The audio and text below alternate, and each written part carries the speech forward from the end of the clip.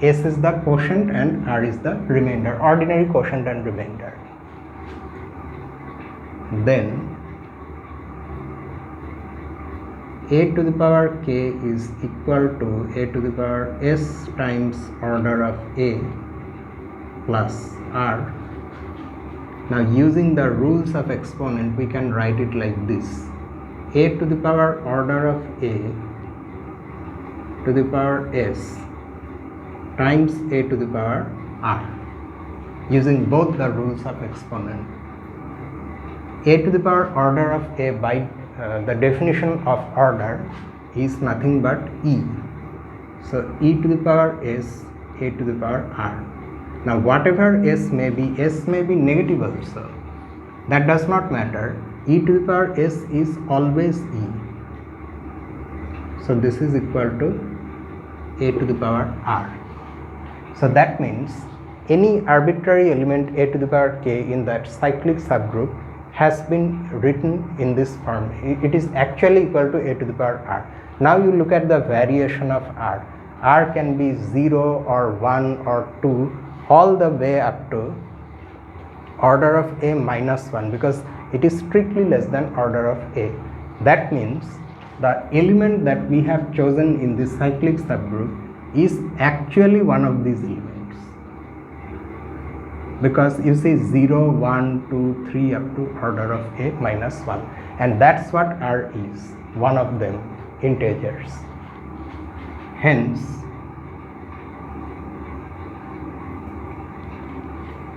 the cyclic subgroup generated by A is actually equal to this list.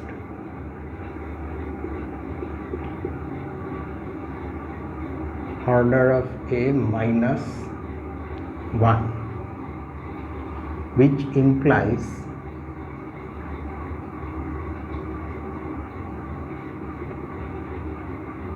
order of this cyclic subgroup is nothing but the order of its generator, order of that element that generates the cyclic subgroup. So you can now apply Lagrange's theorem. The order of the cyclic subgroup will divide the order of the group, but since this order is nothing but order of A, so order of A divides the order of the group. So by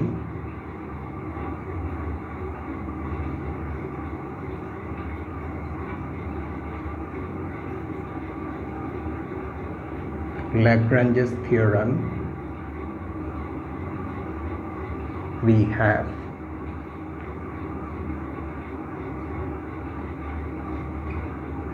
this. Okay, so that completes the proof. Now this corollary itself has a corollary of its own, which is also very important. Let us just refill. Okay.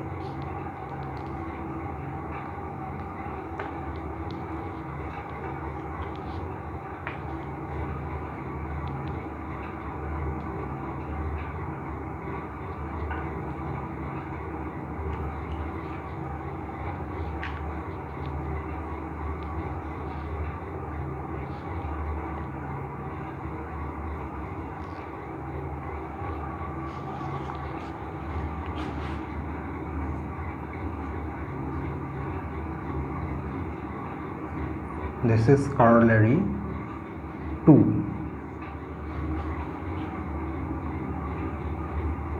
Let G be a finite group and A be an element of G. Then A to the power order of G is equal to E. The proof of this one is quite easy and it's very short also.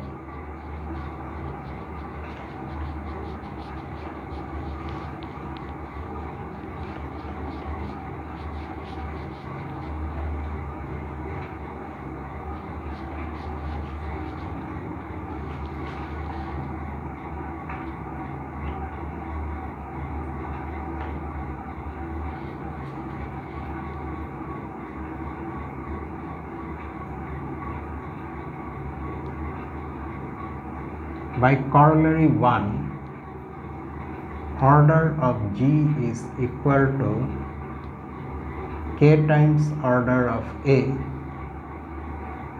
for some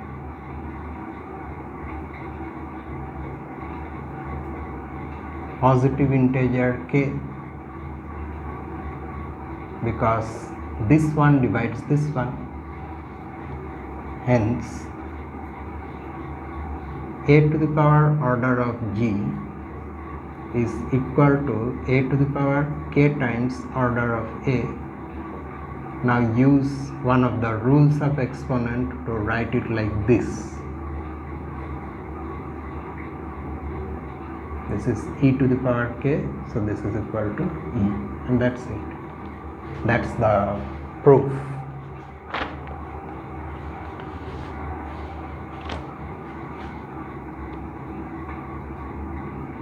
A particular case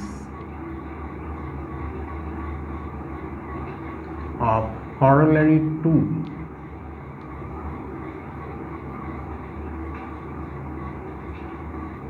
is of interest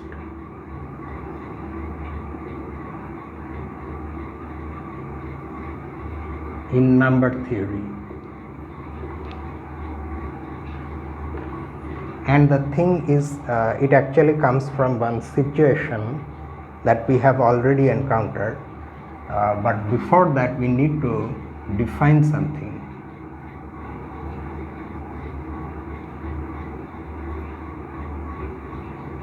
The Euler phi function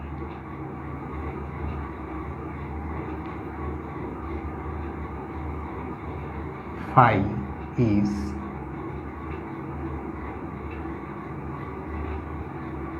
defined as follows.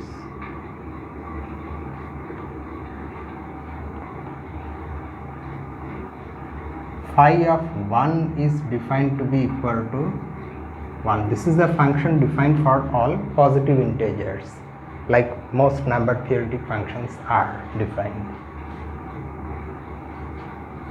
If n is a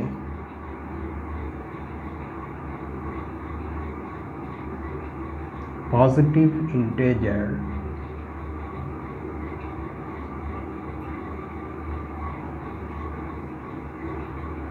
greater than 1, then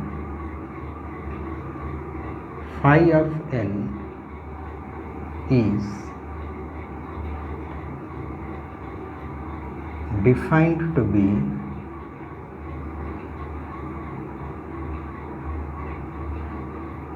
the number of positive integers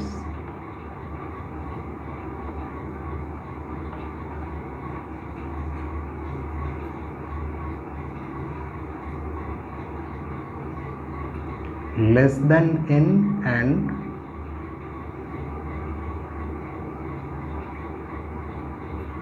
relatively prime to n. So for example,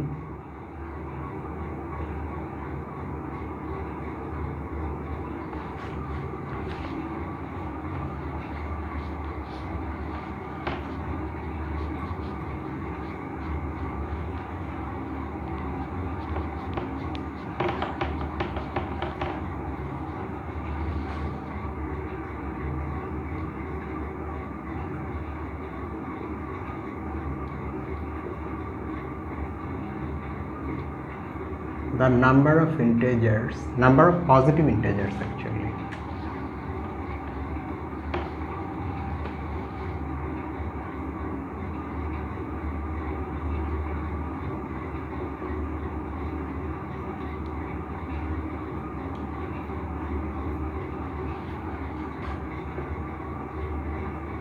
less than 8 and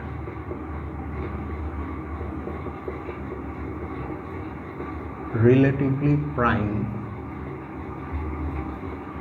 to 8 is, okay, by the way, what integers are less than 8 and relatively prime to 8? Positive integers. 1, none of the even integers will be relatively prime to 8 because 2 divides 8 and that even integer. So 1, 3, 5 and 7 is 4.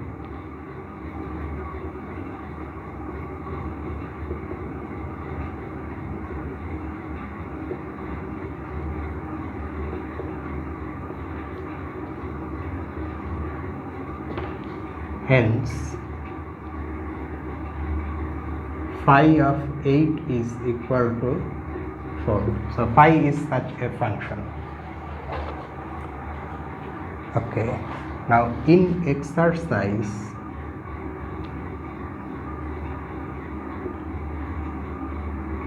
15, in fact, part B of that exercise at the end of section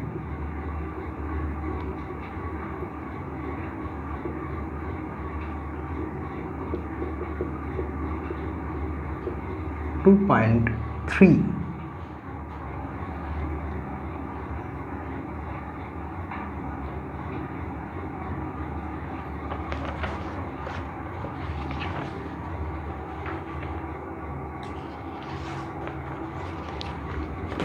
The reader was asked to show that the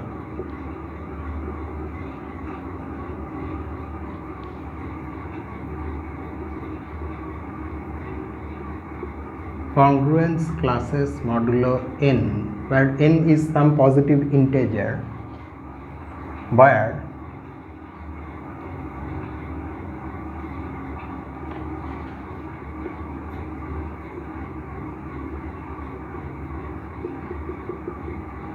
the representative integers are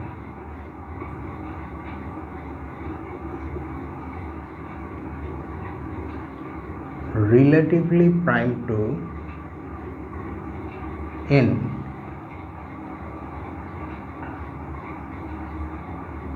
form a group under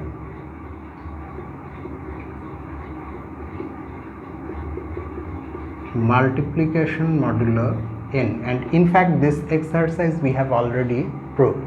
You remember, if you take a positive integer n, for non-triviality we take n greater than 1, then you have the congruence classes modulo n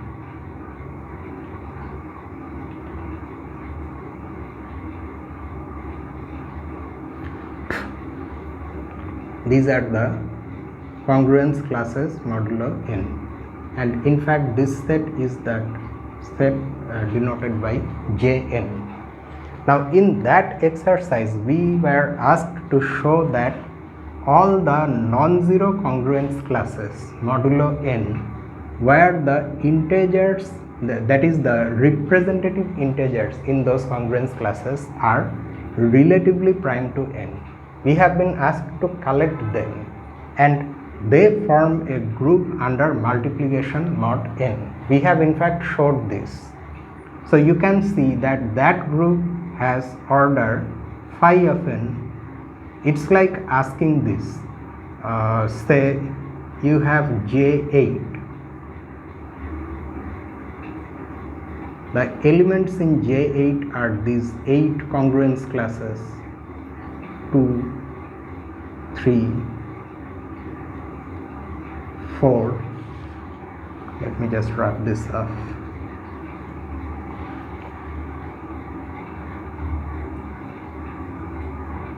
5, 6 and 7.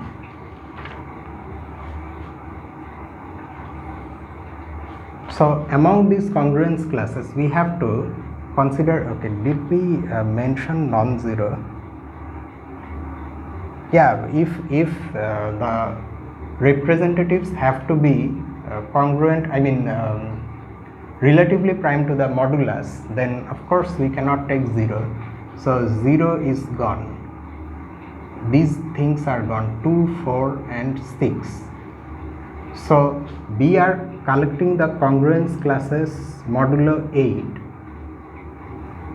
where these representative integers 1, 3, 5 and 7 are relatively prime to 8. They form a group under multiplication mod 8, and this group has phi of 8 elements, which is 4. In general, for a general modulus n, the group has phi of n elements.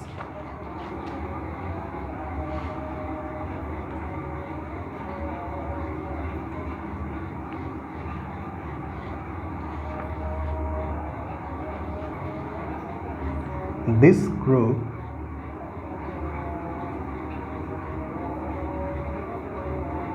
has order phi of n.